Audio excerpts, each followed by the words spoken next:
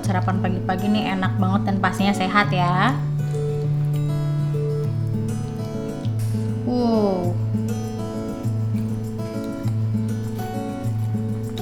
Coba dulu cobain dulu ya. Ikan asinnya dicolek ke sambal. Duduk DP rasa, enak sekali ya.